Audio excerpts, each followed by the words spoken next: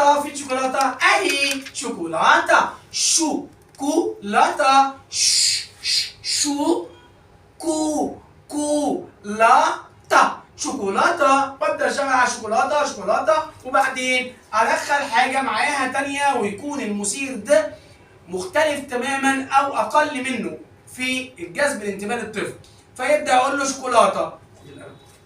فلما يجي يبدا ان انا بعمل هنا ايه؟ بص بلحقه مساعده جزئيه هنا اهو. خلاص؟ بلحقه ازاي؟ انك انت دلوقتي هو كان مادد ايده فين؟ على حاجه غلط، فانت ايه؟ عملت تقديم ليها، وبعدين بتلعب تاني مع الطفل وتخبي وتلعب وفوق وتحت اهو، مره هنا ومره كده ومره كده ومره كده. طب ليه؟ ليه بنعمل كده؟ زود الانتباه. جميل جدا، زود الانتباه بتاعه حلو قوي. ركز.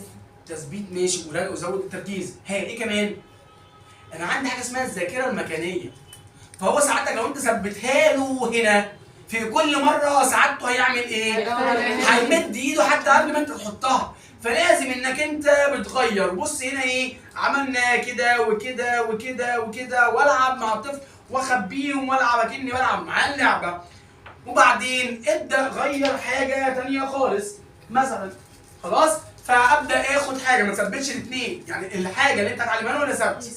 ده دايما ايه؟ بيتغير. انت قعدت بيها مرتين ثلاثه، هاخد حاجه ثانيه عشان الولد برضه هيبدا ايه؟